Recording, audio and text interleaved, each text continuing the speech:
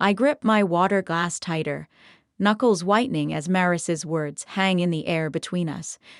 "So next week I'll be moving into your place," she says with a casual smile, as if announcing she's switching to almond milk or taking up jogging, just until I figure things out. The champagne pops open beside me, my father beaming as he pours the bubbling liquid into crystal flutes I've never seen before. My mother's china, the set she saves for Thanksgiving and Christmas, gleams under the chandelier light. The table arrangement should have been my first clue. Something was happening.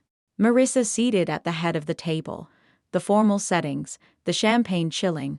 This isn't Sunday dinner. It's an ambush. "I've already started packing," Marissa continues, accepting a flute from Dad with a gracious nod. "It shouldn't take more than a day to get everything moved in." My parents exchange pleased glances across the table, nodding along as if this is the most reasonable plan in the world, as if my consent is merely a formality, already given. "To new beginnings," my father says, raising his glass. Everyone lifts theirs in response. Everyone except me. The garage boxes make sense now. 3 days ago I'd found them stacked against the wall, oversized plastic tubs labeled Maris's winter clothes and Maris's books. When I texted her about them, she'd brushed it off. "Just temporary storage," she said, just until she found more space in her apartment. I should have known. Just like I should have known what it meant when I confronted my parents about paying Maris's rent for the 3rd time this year. "She's going through a rough patch," Mom had said, waving away my concerns. "That's what family does, we help each other." I hear my mother's voice from last week. The phone call I wasn't supposed to overhear while waiting in her kitchen. "Eden is so lonely in that big house," she'd told Aunt Sarah. "She needs her sister's company. It's perfect timing, really, perfect timing." As if my life exists solely to accommodate Maris's latest crisis. I set my water glass down carefully, reaching for my purse on the floor beside me. The trembling in my hands has nothing to do with nervousness and everything to do with fury. "Why do you look so serious?" Marissa laughs, her eyes darting briefly to our parents. "This is good news for both of us. You get company, and I get to save on rent for a while." My fingers close around the manila envelope I'd brought, the one I'd almost left in the car, thinking tonight wasn't the right time. But there is no right time with my family. There is only their time, their plans, their expectations. The tremor in my hand steadies as I place the envelope on the table. "Actually," I say, my voice calmer than I feel, "I have news too." My parents' expressions shift instantly. My mother's smile falters, eyes narrowing slightly. My father lowers his champagne glass, forehead creasing with concern. The change is subtle but unmistakable, the united front forming against the daughter who isn't following the script. "What kind of news?" My mother's tone carries a warning. "Don't ruin this. Don't be difficult." I feel the weight of the familiar labels hovering in the air. Selfish, difficult, uncaring. The stakes of defiance are clear. Disagree and become the family villain. Again, looking at their expectant faces, I realize this pattern has defined my entire life. Marissa takes. I give. My parents enforce the transaction.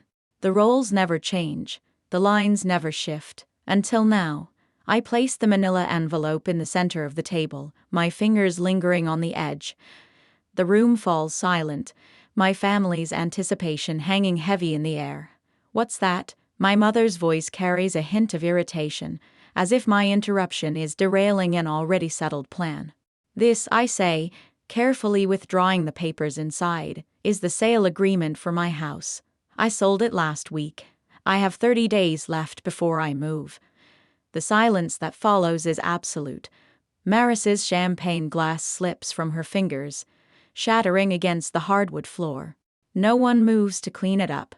My father's mouth opens and closes like a fish suddenly finding itself on dry land. "You what?" Marissa finally whispers. I flip through my phone, pulling up the Pinterest board I discovered this morning. Interesting timing, isn't it? While you were planning to move in, Mom and Aunt Sarah were already designing your future bedroom in my house. I turn the screen toward them, displaying their meticulous board labeled, Maris's new room. My throat tightens as I watch recognition flash across their faces. 9 years of saving every possible penny, working overtime, sacrificing vacations and new clothes all to afford that house, my dream home. And to them, it was just another resource to be redirected to Marissa. My father stands abruptly, towering over me. "You can just cancel the sale," he says, waving his hand dismissively. "These things have cooling off periods." My mother rises too, resting her hand on his arm. "Eden, we already promised Marissa she could stay as long as she needed. You can't possibly expect her to find a place in 30 days. Actually," Aunt Sarah pipes up from the end of the table, "we were going to move most of her things next Tuesday while you were at work, just to make it easier for everyone." The coordinated betrayal steals my breath. I glance at Dorothy, my mother's oldest friend, sitting uncomfortably beside Aunt Sarah. She stares fixedly at her plate, avoiding eye contact with everyone. "You can't do this," my father says, his voice hardening. "What about your property taxes coming due? You know I always help with those." The implied threat isn't subtle. His one annual contribution to my finances dangled now as leverage. "Eden," my mother says softly, her voice taking on the concerned tone she uses when discussing unstable people. "I'm worried about you. This kind of impulsive decision-making isn't like you. Are you feeling all right? Have you been taking care of yourself?" I recognize the strategy immediately. If not compliant, then possibly unwell. It's a familiar path in our family dynamic, one that's kept me in line for years. "You did this on purpose," Marissa accuses, tears streaming down her face. "You found out I needed a place to stay and sold your house just to spite me." The accusation lands like a physical blow. This is how it always goes. My boundaries recast as cruelty, my self-preservation painted as selfishness. For a moment, I consider explaining the truth. The catastrophic roof replacement that drained my savings. The water line break. The heating system failure. The mounting financial pressure that made selling not just advisable but necessary. But what would be the point? They've already cast me as the villain in this family drama. Why give them more ammunition? "I made this decision for my own reasons," I say instead, keeping my voice steady. "And it's final. So you're just going to leave your sister homeless?" My mother's voice rises. "After everything we've done for you?"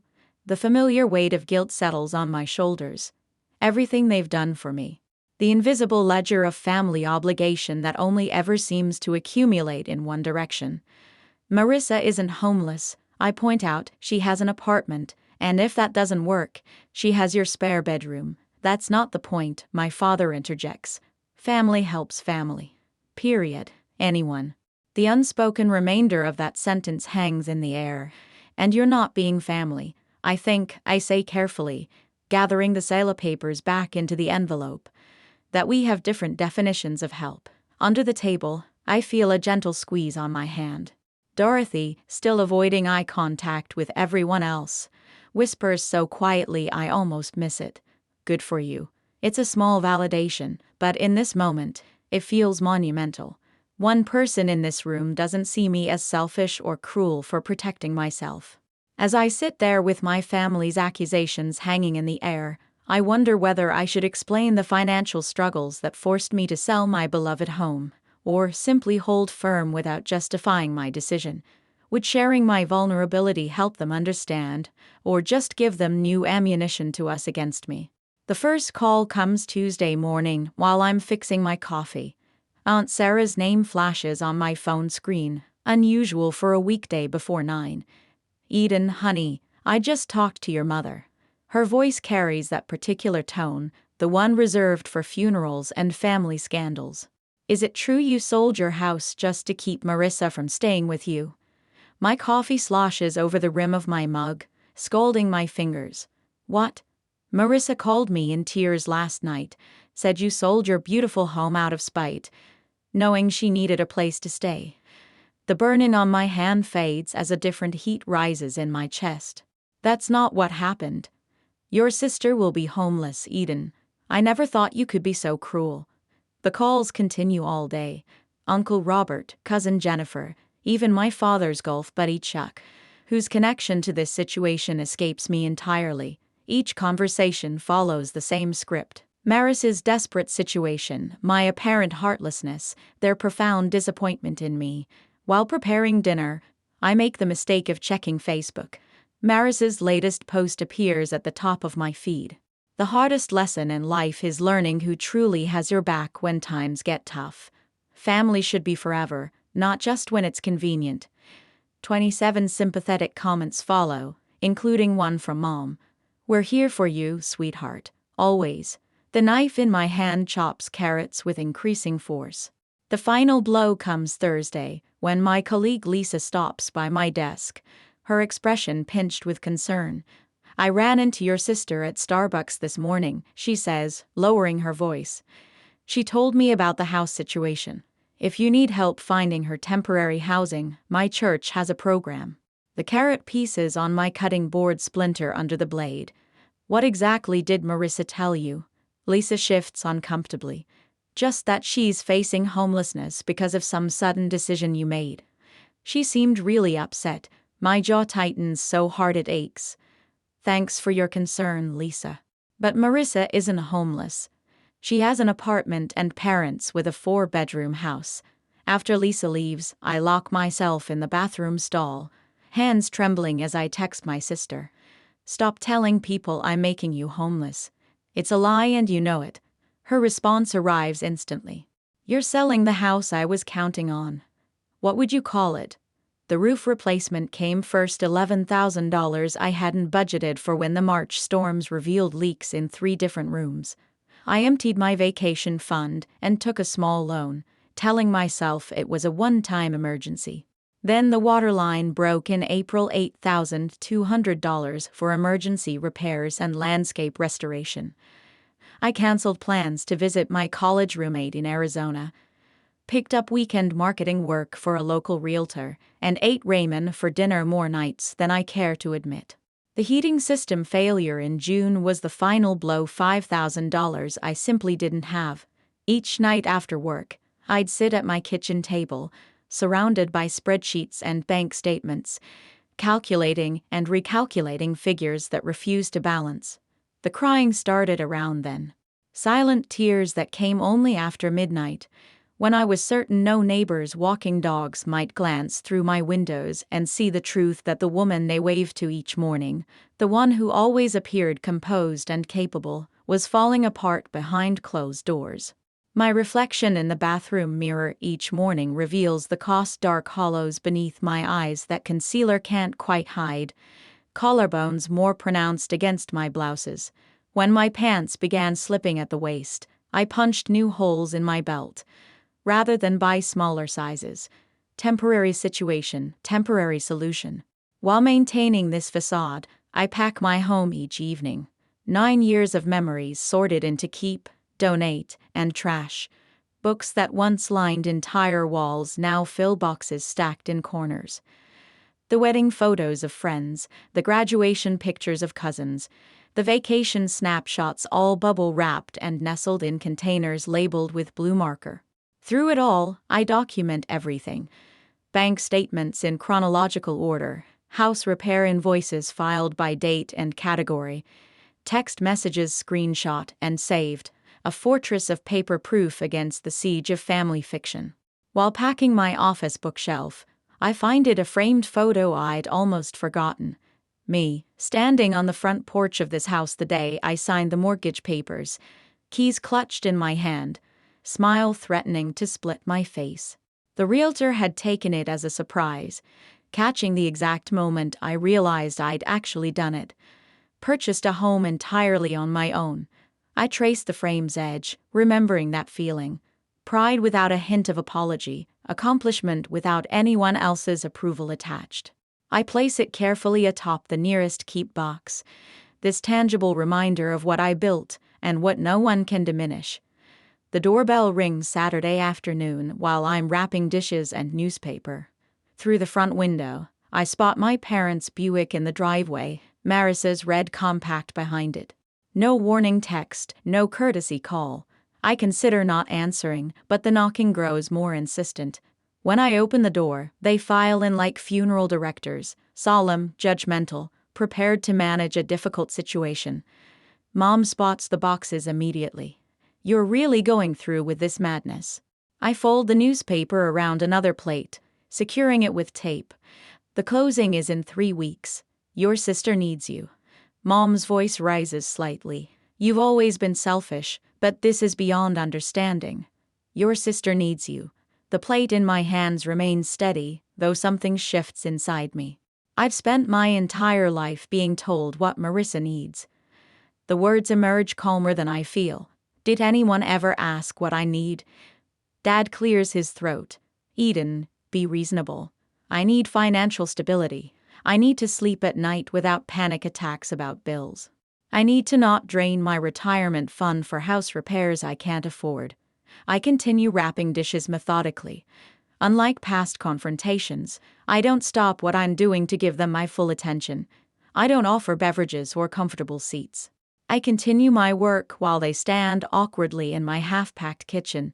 "We're your family," Mom says, voice wavering between anger and disbelief. "Yes, you are. And I've never once asked you for money. Not for college, not for my first apartment, not for this house, and not for the repairs that drained my savings." For once, they have no immediate response. Marissa stares at the floor, unable to meet my eyes. Dad examines the ceiling as if architectural features have suddenly become fascinating. I realize with startling clarity that I no longer need their approval or understanding. The constant ache for validation I've carried since childhood has quieted, replaced by something sturdier. When I stand to reach for another stack of plates, I notice my posture has changed. Shoulders back, spine straight, eyes level with theirs instead of downcast as usual. The physical manifestation of an internal shift. Dorothy arrives that evening with Thai food and 2 bottles of wine. She helps me pack photo albums while sharing stories of her own sister, the one who didn't speak to her for 3 years after Dorothy refused to co-sign a loan. "Family patterns are the hardest to break," she says, carefully wrapping a crystal vase my grandmother left me. "But sometimes breaking them is the only way forward." Monday brings an unexpected text from my colleague Thomas. "Need help moving. Got a truck and strong back. Family often sees us least clearly. Just say when." That afternoon, Barbara, my financial advisor, emails confirmation of my townhouse application approval. "Based on your financials, this move reduces your housing costs by 42%. The right decision for your long-term security. Call if you need anything else." The contrast strikes me as I review these messages over dinner. These people ask what I need rather than telling me what to give. They offer specific help instead of vague demands. That night, I spread my financial documents across the dining room table: bank statements, repair invoices, property tax assessments, retirement account withdrawals, everything meticulously organized, the complete picture of my financial reality. Tomorrow's family meeting won't be an intervention for me, but a reckoning with facts they've chosen to ignore. My one advantage remains unspoken. The sales agreement includes a 30-day rent-back clause. For a month after closing, I can stay in the house while finalizing my townhouse purchase. Breathing room they don't know I have. At exactly 7 o'clock Tuesday evening, the doorbell rings. When I open it, I find not just my parents and Marissa on the porch, but Aunt Sarah, Uncle Robert, and my cousin Jennifer standing behind them, a family firing squad assembled for execution. I stand at the head of my dining room table, a position that feels foreign yet right. The manila folder in my hands holds every financial statement, every bill, every painful reminder of why I had to sell my home. My fingers no longer tremble as I open it. Before anyone says another word, "I need you all to see something." My voice carries a steadiness I don't entirely recognize. The family gathering looks larger than I anticipated. My parents Marissa, Uncle William, Aunt Sarah, and my support team, Dorothy, Barbara, and Thomas. I lay out the documents methodically, arranging them in chronological order. Bank statements, emergency fund withdrawals, contractor invoices. Each paper tells part of the story I've kept hidden. This is the roof replacement from last spring. I slide the $11,200 invoice toward the center where everyone can see it. The 30-year shingles only lasted 22. Insurance covered nothing. Uncle William adjusts his glasses, leaning forward with a frown that cuts deep lines across his forehead. Water line repair, $8,200. Another paper joins the first. When the city updated the main line, it revealed my connection was deteriorating. No warning, no payment plan offered. Yes, my mother shifts in her seat but remains uncharacteristically silent. Heating system replacement, $5,000. The third major bill completes my trinity of home ownership nightmares. The energy efficiency rebate covered barely a quarter of the cost. I maintain direct eye contact as I speak, something I rarely managed in family confrontations before. Barbara nods almost imperceptibly from her seat near the window, encouraging me to continue. My emergency fund is gone. I place my bank statement on top, the balance painfully clear. My financial advisor recommended selling while the market is still hot rather than risking a forced sale later when I might be underwater. Maris's chair scrapes against the hardwood as she stands abruptly. This is creative accounting, Eden. You've always been good with numbers when it suits you. Her voice carries the familiar accusatory edge. You're just trying to avoid your family responsibilities. Uncle William, whose judgment I've feared since childhood, surprises me by turning toward my sister. Marissa, what's your current employment situation? Last I heard, you were between jobs. The unexpected redirection leaves Marissa fumbling. I'm exploring opportunities. The job market is complicated right now. My mother jumps in. William, this isn't about employment. Family duty exists regardless of finances. Eden has always had that beautiful house with all that extra space. Speaking of space, Aunt Sarah interjects, her reading glasses perched on her nose as she examines my heating bill. Why can't Marissa stay with you and Roger? You have that guest room you just redecorated. The conversation shifts like a current, pulling away from me and swirling around the room as family members begin questioning the arrangement I've endured my entire adult life. Dorothy clears her throat. I've known this family for 20 years. Eden bought her house without any family financial support. Meanwhile, I've watched Marissa receive help with rent, car payments, and credit card bills repeatedly. Her voice carries the weight of long observation. The pattern has been clear to everyone except those closest to it. Barbara straightens her blazer before speaking. As Eden's financial advisor, I can tell you that enabling financial dependency ultimately harms both parties. The one giving depletes their resources, while the receiver never develops crucial life skills. Thomas, sitting quietly until now, leans forward. My brother lived with my parents until he was 42. They paid his bills, made his appointments, solved his problems. When they passed, he had no idea how to function. He lost their house within a year because he never learned to manage money. He glances at my parents. Sometimes the most loving thing is to stop rescuing someone. The room falls unusually quiet as these outside perspectives penetrate the family mythology we've operated under for decades. Uncle William breaks the silence. Eden, why didn't you share these financial struggles sooner? I hesitate, the question catching me off guard. Should I maintain the privacy and independence that had served as my armor for years, or would opening up to select family members create the support system I never thought possible? Before I can answer, my father shifts in his chair, eyes fixed on the hardwood floor.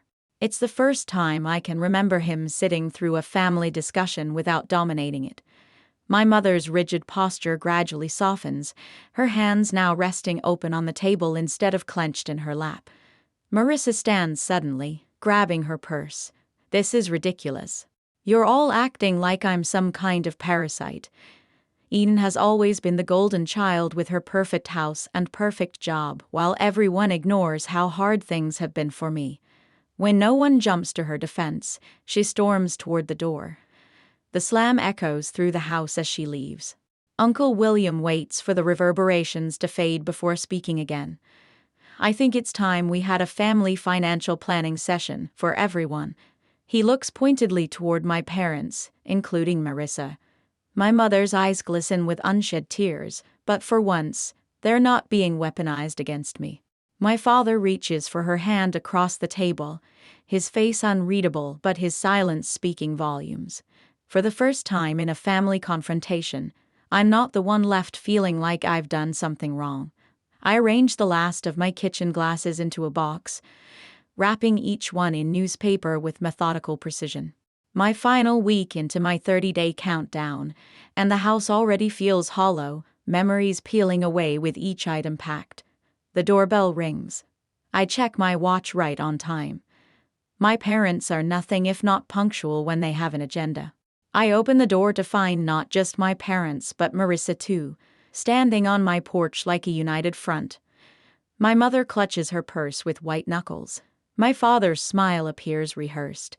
"Eat in, honey," my mother says, stepping inside without waiting for an invitation.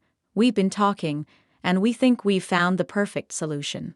"A compromise," my father adds, his voice carrying that false cheerfulness he reserves for difficult conversations. Marissa follows them in, her eyes darting around my half-packed living room before settling on me with a practiced look of gratitude. "I really appreciate you hearing us out." They arrange themselves on my couch, the only piece of furniture not yet wrapped in moving blankets, while I remain standing. The power dynamic isn't lost on me. "We know selling the house is your decision," my mother begins, punctuating her words with a nervous laugh. "But instead of Marissa moving in with you, what if you helped her get her own place?" My father nods enthusiastically, while carefully avoiding any mention of actual numbers, "just a loan to get her started. With your success, it would hardly affect you." "Unlike me," Marissa interjects, her voice soft and rehearsed. "Some people just have bad luck, you know." The implication hangs heavy in the air between us. "You're successful. She's struggling. You owe her this." My mother leans forward, her voice dropping to a conspiratorial whisper. "Eden, the family has always stuck together. If you can't help your sister just this once," she trails off, the threat clear. Cut Marissa off, and I cut myself off from the family. I walk to the dining room table where I've laid out several documents. They watch me, confusion replacing their certainty.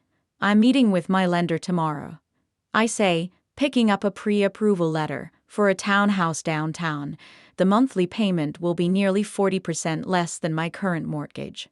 I hand the letter to my father, whose eyes widen at the numbers. Selling this house isn't just about Marissa. It's about rebuilding my emergency savings after 3 major home repairs drained them. It's about reducing my financial stress. I take a deep breath. It's about finally prioritizing my financial health.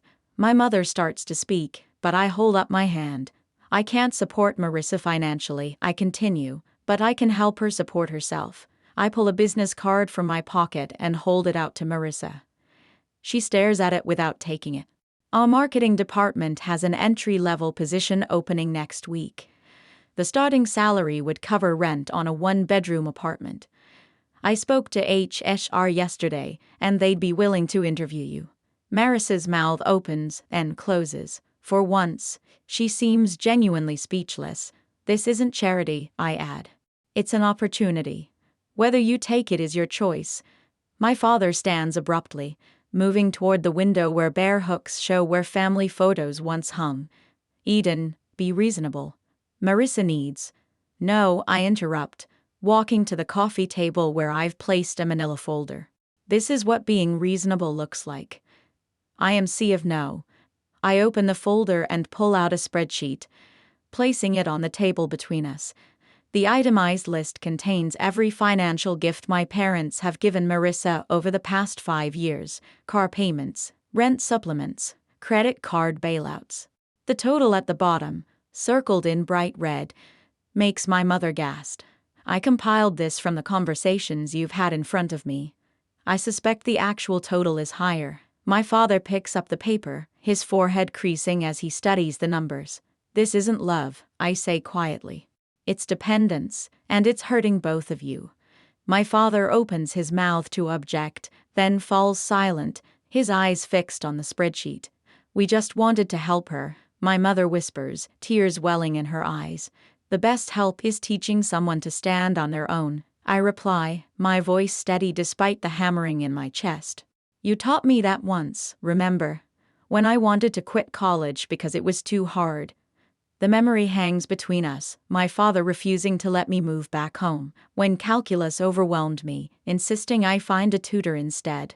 We're doing you no favors by making life too easy, he'd said then. Strange how principles change when applied to different daughters. The silence stretches, broken only by the sound of packing tape from the box I'd abandoned when they arrived. Finally, my father puts his arm around my mother's shoulders. We should go, he says quietly. They walk to the door, my mother not quite meeting my eyes. Marissa hesitates, looking back at the business card still in my hand. I don't need your charity job, she says, but there's less conviction in her voice than usual. I place the card on the entryway table. It's not charity, it's opportunity. She turns away, but as she follows my parents out, I catch her slip the card into her purse when she thinks I'm not looking. The door closes behind them. I stand in my half-empty living room, listening to their car start and pull away. The silence feels different now, not hollow, but open, expansive. I sink onto the couch, running my hand over the familiar fabric. Tomorrow it goes into storage until I move into the townhouse. 9 years of memories in this house, and now an uncertain future lies ahead. I feel both liberated and isolated, triumphant and alone. The family dinner next month looms in my mind. Will they even still want me there? Has this confrontation permanently altered our relationships? The answering machine light blinks with 3 new messages, probably more relatives calling to weigh in. I ignore it, focusing instead on the business card Marissa took. One small step, perhaps the first of many. I stand in the center of my downtown loft, savoring the space around me. Sunlight streams through the windows, warming the hardwood floors beneath my bare feet. 3 months ago, this place felt foreign, a compromise rather than a choice. Now it feels like the home I never knew I needed. Another box checked off the budget, I tell myself, updating my financial tracking app. My mortgage payment appears in green, a full 30% less than what I paid for the Craftsman. Barbara's weekly check-ins have transformed what was once my greatest source of anxiety into a structured ritual I actually look forward to. The kitchen island holds my newest purchase, a professional-grade camera that would have remained a distant wish in my old financial reality. My first photography class starts tomorrow evening, the course catalog still open on my tablet. I run my fingers over the camera's textured grip. Permission to create rather than just survive. My phone buzzes with a reminder, Sunday dinner at my parents'. I feel the familiar tightening in my shoulders, then consciously release it. These dinners have changed, just as I have. Later, I step through my parents' front door, carrying a bottle of wine rather than my usual tension headache. Dad greets me with a hug that feels genuine instead of perfunctory. Eden, come see what your sister brought. He says, his voice carrying none of the comparative undertones that once filled our interactions. In the dining room, Marissa arranges flowers in a simple vase. She looks up, her smile reaching her eyes. They gave me my first business cards today, she says, pulling one from her pocket. Assistant marketing coordinator. Sounds fancy for someone who mostly makes coffee runs, but I'm learning so much. She hands me the card proudly, without the defensive edge that once colored her accomplishments. My mother appears in the doorway, carrying a casserole that isn't placed strategically closer to Marissa's place setting. Tell us more about the social media campaign you mentioned last week, Mom says, looking directly at Marissa. Then she turns to me, and Eden, how was your photography class? I blink, still adjusting to the novelty of balanced attention. As we eat, I notice my father asking thoughtful questions of both daughters, not just fawning over Marissa's every word. 1 week later, laughter fills my loft as Dorothy raises her glass. To homes that shelter us and boundaries that protect us, she toasts. Around my coffee table sit Thomas, Barbara, Uncle William, and me, my chosen family, alongside the blood relative who surprised me most. Dorothy presents me with a frame containing 2 photos, me signing my original mortgage papers 9 years ago, and me holding the keys to this townhouse. 2 brave beginnings, she says softly. 2 very different women, I add, recognizing how much I've changed. The following weekend finds Marissa and me at my kitchen table, surrounded by spreadsheets and calculator apps. So if I put away 15% of each paycheck, I could have first and last month's rent by January, she says, chewing her lip as she runs the numbers again. Our parents sit on my sofa, watching this scene with a mix of pride and regret. We should have done this years ago, Mom admits quietly. We thought we were helping, but we were hurting both of you in different ways. Dad nods, his eyes revealing the difficult journey of unlearning decades of enabling behavior. As I watch Marissa calculate her budget with determination I'd never seen before, I wonder about the fine line between helping and enabling those we love. Is it ever possible to find the perfect balance between supporting family and maintaining healthy boundaries? Or must we sometimes allow others to struggle so they can truly grow?